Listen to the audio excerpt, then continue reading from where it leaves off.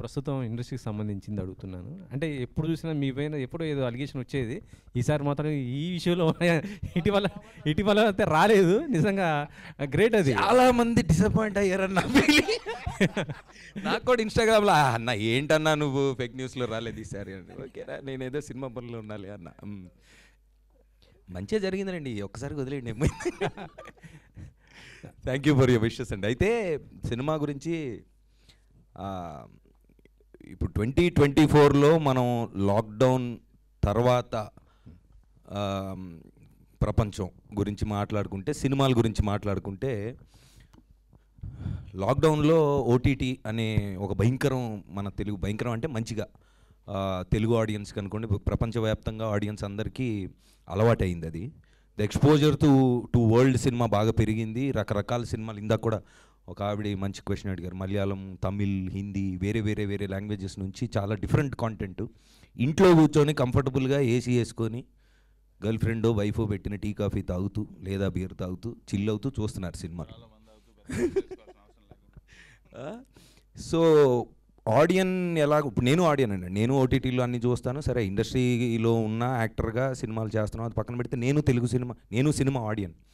So మనకున్న emotion, if I may talk, I mean మనం అనుకునే ఆడియన్స్తో మాట్లాడితే, ఇంట్లో కూర్చొని చూడొచ్చు ఏ సినిమా అయినా. అంటే సూపర్ స్టార్ సినిమా, పెద్ద స్టార్ సినిమా, భయంకరమైన విజువల్ ఏదో ఉంది అంటే తప్ప మనం ఇంట్లోంచి బయలుదేరి థియేటర్కి వెళ్ళాల్సిన అవసరం లేదు. అదే జరుగుతుంది కూడా. ఎవ్వరు ఓకే ఇప్పుడు ఏంటంట ఈ సినిమా ఇంట్లో చూద్దాం, 1 నెలలో 2 నెలలో లేదా 3 వారాల్లో వాటెవర్, ఒక పర్టికులర్ టైం తర్వాత వచ్చేస్తుంది కదా. ఈరోజు ఎందుకు వెళ్ళాలి బాబాయ్ నేను సినిమాకి? సరే, వీళ్ళు ప్రెస్ మీట్లు పెట్టి మీరు రండి సినిమా బాగుంటుందని మేము ఎంత చెప్పినా వచ్చేవాడు వాడికి తెలుసు ఆల్రెడీ. అంటే ఎందుకు ట్రైలరో టీజరో చూసినప్పుడు they know better than us, ఎందుకు రావాలి థియేటర్కి అని. దానికి ఆన్సర్ దొరుకుతుంది ఈ సినిమా థియేటర్లో చూస్తే అనేది మా ఫీలింగ్. మేము అలా ఫీల్ అయ్యాం. సో అంటే పాయింట్ ఏంటంటే 2024లో ఈ రోజున మనం ఇలా కూర్చొని మాట్లాడుకున్నాం పోస్ట్ పాండమిక్.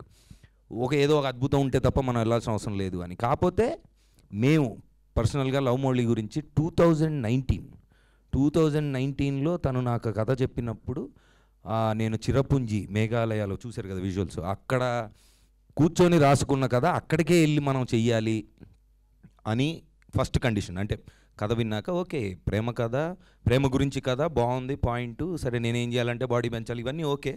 యాజ్ అన్ యాక్టర్గా నేను నా డబ్బులు తీసుకొని రెమ్యునరేషన్ తీసుకొని నా యాక్టింగ్ ఏదో నేను చేసి వచ్చేయచ్చు. కానీ ఈ కథ విన్నప్పుడు, ఆ మేఘాలయ తన విజన్ మొత్తం నాకు అర్థమైనప్పుడు 100% అక్కడే చేయాలి సినిమా. కాకపోతే అక్కడ కండిషన్స్ ఏంటి భయంకరంగా ఉంటుందండి. మామూలుగా మనం ఇక్కడ వర్షాకాలంలో మనకు హైదరాబాద్లోనే కరెంటు పోతుంది, ఎండాకాలం వర్షాకాలం కొంచెం.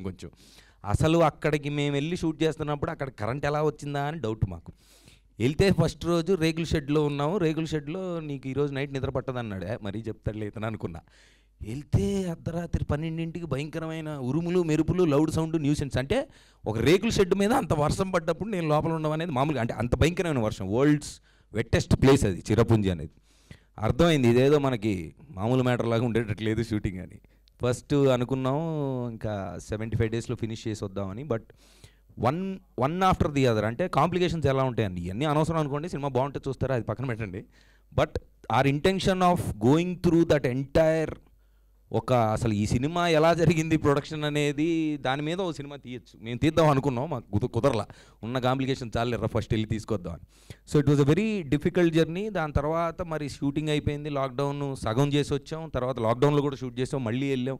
ఇదంతా చెప్పాను చాలాసార్లు. ఇప్పుడు పాయింట్ ఏంటంటే మరి 19th అన్నారు, మరి ఇప్పుడు ఏంటి మళ్ళీ పోస్ట్పోన్ చేశారు అని కింద కమెంట్స్ నాకు. ఇంకా ఎన్ని రోజులు వెయిట్ చేయాలన్నా అంటాడు ఒకడు.